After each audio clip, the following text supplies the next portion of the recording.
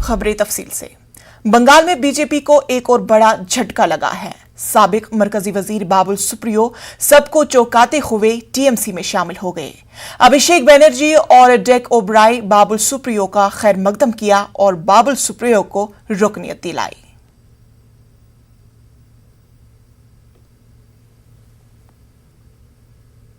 बस काम करने का अपॉर्चुनिटी जहाँ पे मिला मुझे वहाँ पे दीदी और अभिषेक ने मुझे ये मौका दिया है। इतना अच्छा अपॉर्चुनिटी जो मिला है, भरोसा जो जताया है, उस पर मैं रिस्पॉन्ड किया और होल हार्टेडली पॉलिटिक्स छोड़ा था। होल हार्टेडली इस अपॉर्चुनिटी को मैं दोनों हाथ से ग्रहण कर रहा हूँ।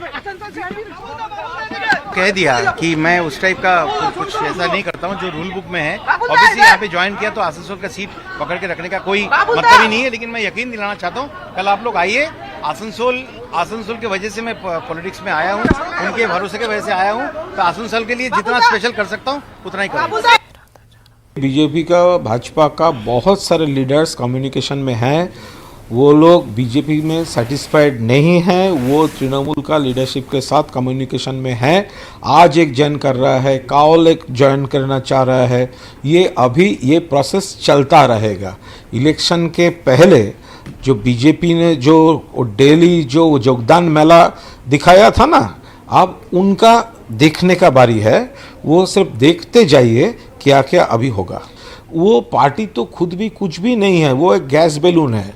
तो अभी उनका जो है इधर से उधर से लेकर एक खड़ा किया था, लेकिन आइडियोलॉजिकल कोई बैटल उनका अंदर में नहीं है।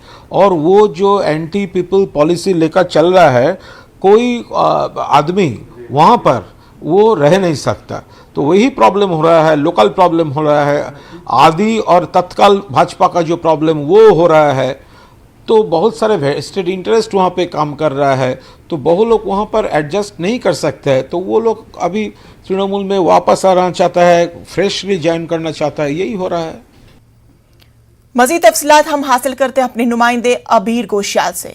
अबीर घोषाल, ये बताए कि बाबुल सुप्रियो के छोड़ने की वजह से बीजेपी को कितना नुकसान हुआ? देखिए, नुकसान तो हुआ ही है बंगाल में, क्योंकि बाबुल सुप्रियो जिसी को लेके 2014 में जब वो आसनसोल से चुनाव में खड़ा हुई थी, प्राइम मिनिस्टर तब नरेंद्र मोदी जी ने आकर बंगाल में बात कही थी, मेरे को ही बाबुल चाहिए। और 2019 या 2021 में भी बंगाल की जब चुनाव भी हो रही थी, उसी के समय तक ये बाबुल सुप्रियो को लेकर बीजेपी कह रहे थे उसका एडवांटेज है, क्योंकि बाबुल का जो पोर्टफोलियो है, इसी को लेकर बीजेपी की तरफ से इसको लेके जो कैंपेनिंग वो हो रही थी। लेकिन बंगाल बीजेपी के अंदर ये इलेक्शन के समय से बहुत जरा सा प्रॉब्लम की शुरुआत हो गई थी, क्योंकि जितने सारे तृणमूल कांग्रेस से लीडर तृणमूल कांग्रेस छोड़ के बीजेपी के पास गई है, उस लोगों के साथ बाबुल सुप्रियो को जो समस्या जो प्रॉब्लम वो उसी बात शुरू होने के बाद बाबुल सुप्रियो का कहना था वो तृणमूल कांग्रेस के साथ उसका जो कनेक्शन वो चल रही थी। लेकिन आज बाबुल सुप्रियो तृणमूल कांग्रेस में ज्वाइन कर लिया, इसी की खबर बीजेपी की किसी नेता की तरफ से ये बहुत उस लोगों को लगी कि क्योंकि बाबुल उसका जो बीजेपी का ही लीडर था और बाबुल को सामने को लेकर तृणमूल बीजेपी की तरफ से बहुत जरा सा कैंपेन भी हो चुका है।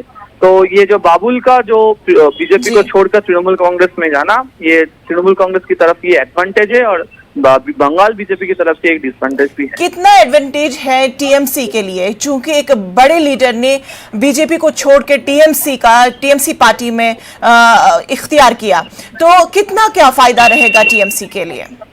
देखिए, बंगाल के चुनाव में तृणमूल कांग्रेस का जो रिजल्ट हुई है, इसी को कहना है तृणमूल कांग्रेस का आने वाले दिनों में 2024 में जब लोकसभा चुनाव होगी, उसी लोकसभा चुनाव में ये ममता दीदी को ही ये तृणमूल कांग्रेस चाहता है, जो बीजेपी के खिलाफ जो एक ही फेस है उसी को लेकर लड़ाई करने के लिए। और तृणमूल कांग्रेस का भी कहना था, उस लोग भी चाह रहे थे कोई नेशनल फेस को लेके आने वाले दिनों में वो फाइट करेंगे। तो इसी को लेकर बाबुल सुप्रियो का जो ज्वाइनिंग है तृणमूल कांग्रेस की तरफ से एडवांटेज हो गया। अच्छा, ये बताएं कि अभी जो दीगर लीडरान हैं, क्या कुछ इसकी कयास आराई की जा रही है कि कुछ और लीडर टीएमसी में दाखिल हो सकते हैं, बीजेपी को छोड़कर या किसी और भी पार्टी को छोड़कर टीएमसी ज्वाइन करना चाहते हैं? कुछ और कयास आराई की जा रही है इस ताल्लुक से? तृणमूल कांग्रेस की तरफ से कहना है बीजेपी का और 3 सांसद और कांग्रेस की तरफ से दिल्ली का जो लीडर, वो लोग भी उस लोगों के साथ कनेक्शन पे है, जुड़े हुए हैं और वो लोग भी शायद ज्वाइन कर सकते हैं। लेकिन कब ज्वाइन करेंगे ये अभी भी नहीं तृणमूल कांग्रेस की तरफ से बताया, लेकिन वो लोग ज्वाइन करेंगे, ये बात कह रहे हैं। क्या उन लीडरान के नाम आए हैं जो टीएमसी में दाखिल होना चाहते हैं? कुछ इस तरह की कोई इंफॉर्मेशन?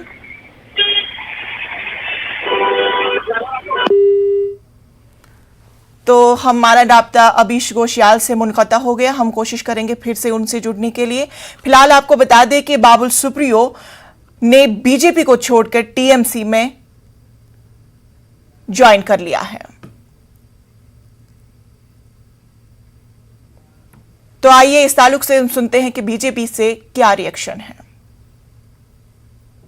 शर्त वो अब देश का शर्त, वो देश के हित में जो काम करते हैं पद के लिए कुछ छोड़ते नहीं। ये बाबुलदार जो किया खुद अपना हित के लिए, कोई बड़ा मौका लेने के लिए काम किया। वो पहले जनता के सेवा का आश्वासन दिया 2 बार, पहले 5 साल तो मंत्री था, लेकिन वो खुश नहीं किया, आदमी के लिए खुश नहीं किया। वो खुद मंत्री था तब भी इलाका में कोई उन्नयन नहीं कर पाए, तो इसीलिए मंत्री पद से हटा दिया पार्टी ने। वो तो ठीक ही है, जो काम करेगा, बहुत आदमी को तो हटाया, जो अच्छा ढंग से काम कर रहा है उसका रख दिया, प्रमोशन होता है। जिसका परफॉर्मेंस अच्छा नहीं उनका तो हटा देना सही है। इसलिए कोई जा सकते, भाजपा कोई व्यक्ति के हाथ में नहीं है। वो हमारा बहुत बढ़िया लीडर भगा दिया दल से, तब भी कोई प्रभाव नहीं गिरा पब्लिक के अंदर। तो इसलिए बाबुल सुप्रियो जा सकते और कोई जा सकते, लेकिन इसका ऊपर भाजपा का कोई नुकसान नहीं होगा। पंजाब कांग्रेस में क़यादत का बहरान नजर आ रहा है। वजीर आला अमरिंदर सिंह और नवजोत सिंह सिद्धू के बीच टकराव का हल नहीं निकल सका, जिससे वजीर आला अमरिंदर सिंह को चोट पहुंची और अच्छा महसूस नहीं कर रहे हैं। इस बीच जराये के हवाले से खबर आ रही है कि कांग्रेस के आला क़यादत ने वजीर आला अमरिंदर सिंह से इस्तीफे के लिए कहा है और कैप्टन के इस्तीफे की कयास आराइयां की जा रही है। वहीं अब से कुछ देर बाद कैप्टन अमरिंदर सिंह गवर्नर से मिल सकते हैं और गवर्नर से मिलने से पहले प्रेस कॉन्फ्रेंस कर सकते हैं।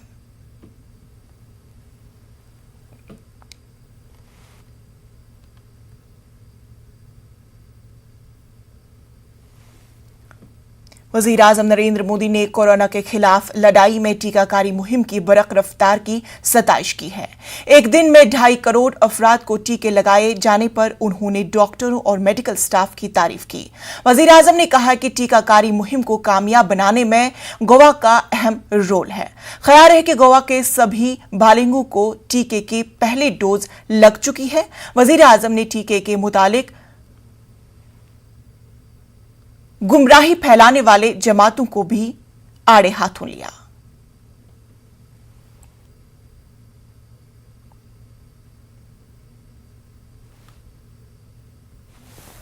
दुनिया के सबसे बड़े और सबसे तेज टीकाकरण अभियान सबको वैक्सीन, मुफ्त वैक्सीन की सफलता में अहम भूमिका निभा रहा है।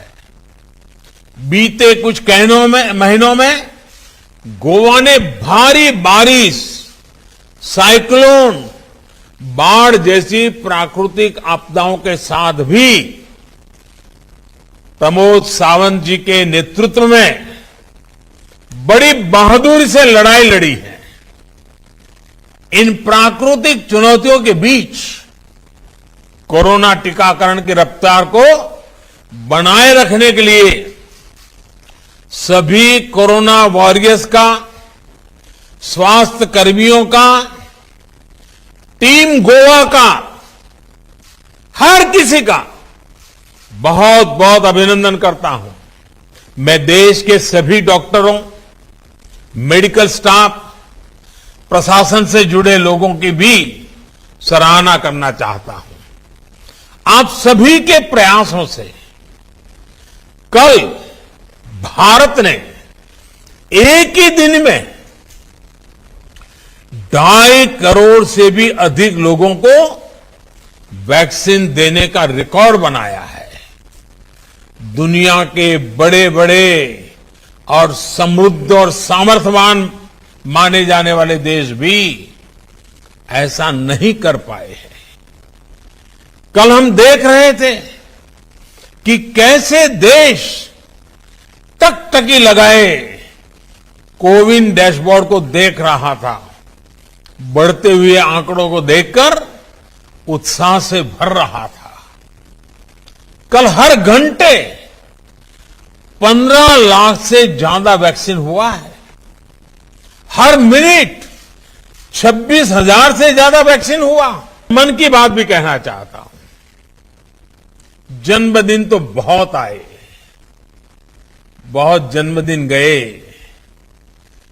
पर मैं मन से हमेशा इन चीजों से अलिप्त रहा हूं, इन चीजों से मैं दूर रहा हूं। पर मेरी इतनी आयु में कल का दिन मेरे लिए बहुत भावुक कर देने वाला था। 2.5 करोड़ से ज्यादा लोगों को इतने कम समय में इतना बड़ा सुरक्षा कवच मिलना बहुत संतोष देता है। जन्मदिन आएंगे जाएंगे, लेकिन कल का ये दिन मेरे मन को छू गया है, अविस्मरणीय बन गया है। मैं जितना धन्यवाद अर्पित करूं वो कम है। मैं हृदय से प्रत्येक देशवासी को नमन करता हूं, सभी का आभार जताता हूं। मरकजी वजीर हरदीप पुरी और दिल्ली के सीएम केजरीवाल ने दिल्ली मेट्रो की ग्रे लाइन के तहत Dasa bus stand Najafgarh section का इफ्तिताह किया। इस सेक्शन से दिल्ली के आसपास के देही इलाकों में आबाद लोगों को फायदा होगा। अब लोगों को दिल्ली आने के लिए फिरनी चौक से नहीं गुजरना होगा।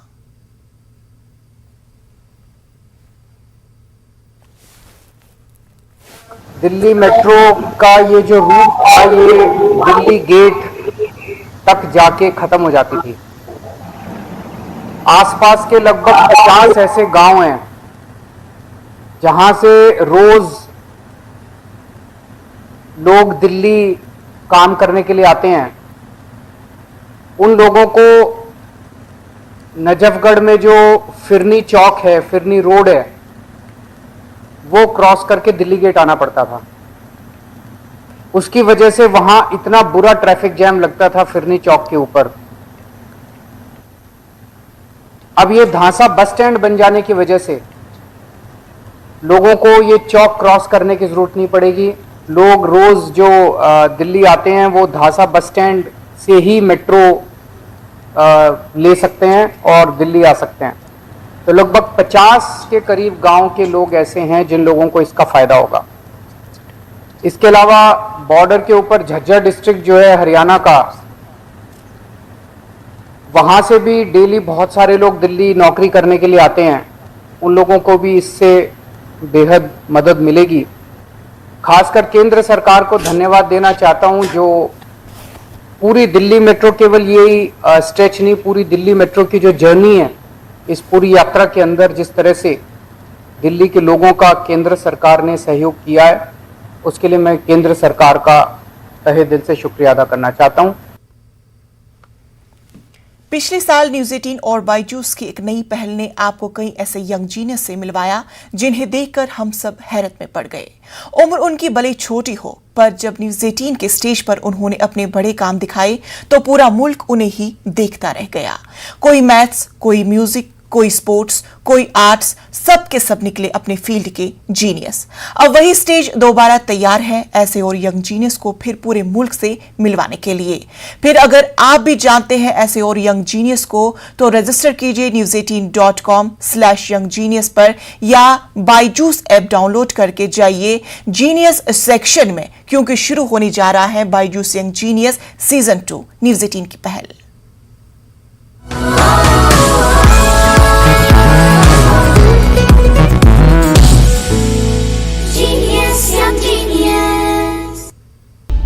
ब्रेक के बाद इस्तकबाल। उधमपुर में प्रेस कॉन्फ्रेंस करके फौज ने ड्रोन के खतरात से निपटने के इक़दामात की जानकारी दी।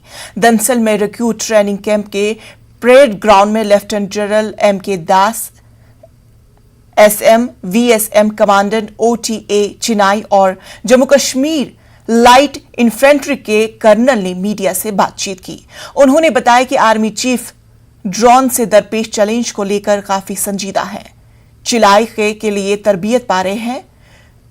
जवानों को भी साइंस और टेक्नोलॉजी से वाकिफ कराया जा रहा है ताकि वो साइबर सिक्योरिटी के नए चैलेंजों से भी निपट सके।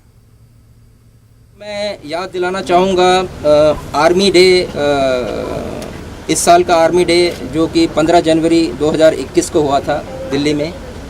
वहाँ पर ड्रोन से हमला करने की एक तरतीब जो उनके सम्मुख पेश की गई थी।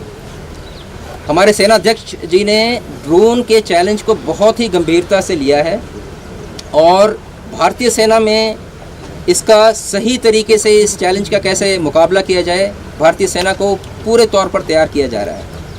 मैं सिर्फ इतना कहना चाहूँगा कि इस चैलेंज के लिए भी भारतीय सेना और जैकलाई रेजिमेंट पूरी तरह से तैयार है। इस रिक्रूट ट्रेनिंग के दौरान हमारे रिक्रूट्स को science and technology, cyber security और ये जो नए चैलेंजेस हैं उसके बारे में भली भांति परिचित कराया जाता है। इल्म माहौलियात के मशहूर माहिर और इस्लामिक यूनिवर्सिटी के वाइस चांसलर डॉक्टर शकील रोमशो ने कहा कि पाकिस्तान अपनी आपाशी की जरूरियात के लिए जम्मू कश्मीर से आने वाला 85% पानी का इस्तेमाल करता है। डॉक्टर रोमशो आज श्रीनगर में न्यूज 18 उर्दू के साथ बातचीत कर रहे थे। उन्होंने कहा कि जम्मू कश्मीर और लद्दाख में साल 2008 तक पानी की किल्लत का मसला पैदा नहीं होगा। ताहम उन्होंने पानी के इस्तेमाल का बेहतर अंदाज में नज्म करने और बेहतर मंसूबे बनाने पर जोर दिया। रोमशो कहते हैं कि जम्मू कश्मीर वाले सिंध आबी मुआहदे के तहत मिलने वाले पूरे पानी का इस्तेमाल करने की अहलियत नहीं रखते।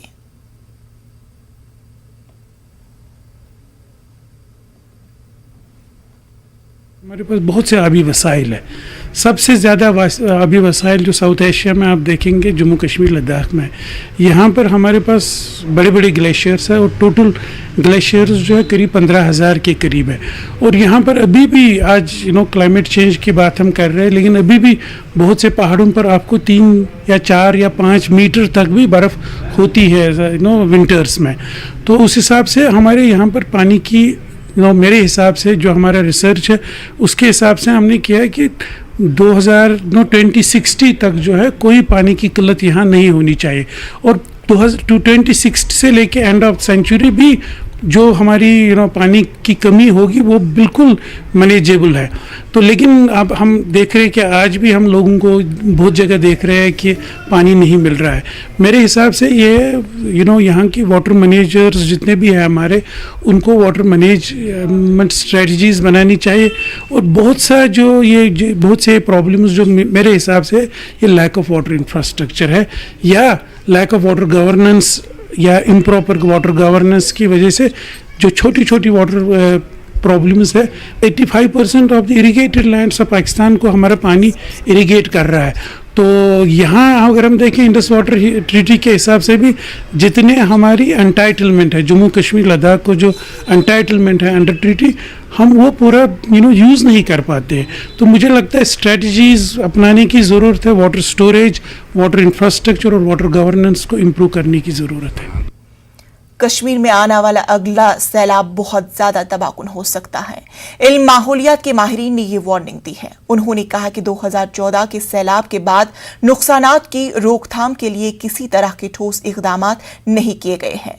माहौलियात को दरपेश खतरात और मसाइल के हवाले से श्रीनगर में मुनक्किद 2 रोजा सेमिनार में शरीक शुरका ने अपने खदशात जाहिर किए। माहिरीन माहौलियात कहते हैं कि सैलाब का खतरा दरियाई जहलिम की वजह से नहीं बल्कि कैचमेंट एरियाज में कब्जों और तजावुजात की वजह से संगीन सैलाबी सूरत हाल पैदा हो रही है।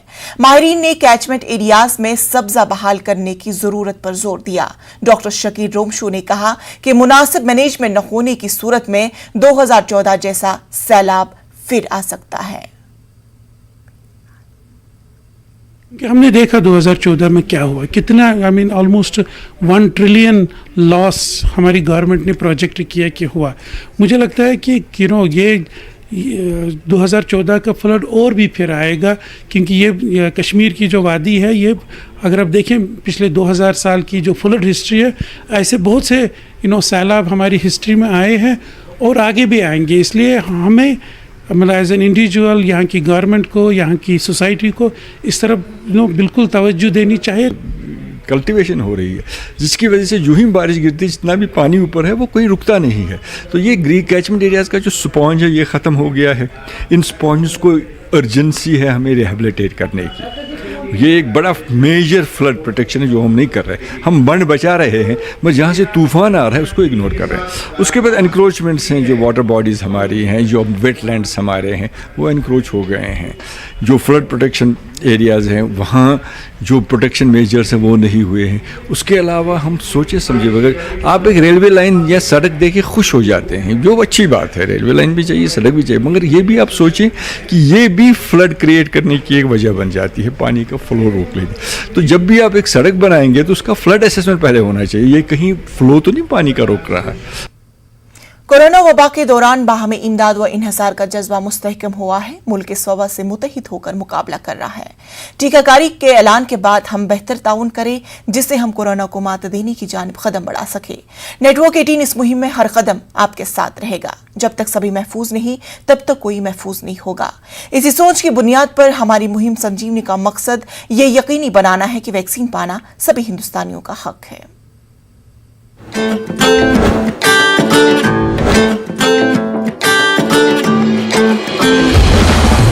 टीका लगा,